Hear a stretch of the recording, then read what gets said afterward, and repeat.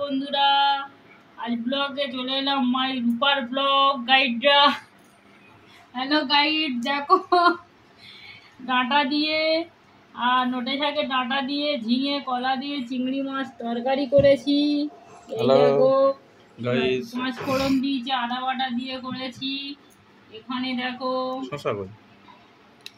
তিতর ডাল করেছি, মুগ ডাল, ভাজা মুগ ডাল দিয়ে একটু আদা বাটা দিয়েছি আর রাঁধুনি ফোড়ন দিয়েছি, দিয়ে তিতর ডাল করেছি, ভাজা মুগ ডাল আর উচ্ছে ভেজে তুলে রেখেছি।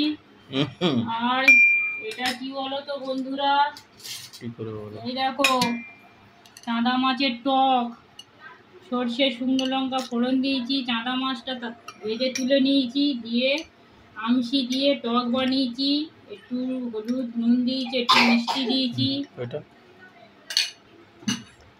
এটা কালকে আর বলতে হবে না বন্ধুদের। আর একটু ডিমের কারি বানিয়েছি, দেখো আদা রসুন পেঁয়াজ দিয়ে মশলাটা একটু বেশি দিয়েছি, ডিমে দিয়ে কারি বানিয়েছি বন্ধুরা।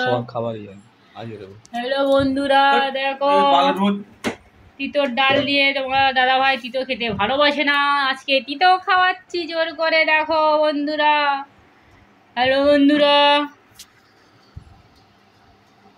কমেন্ট করো, শেয়ার করো বন্ধুরা। হ্যালো বন্ধুরা, হাই, ব্লগটা এখানে শেষ করছি।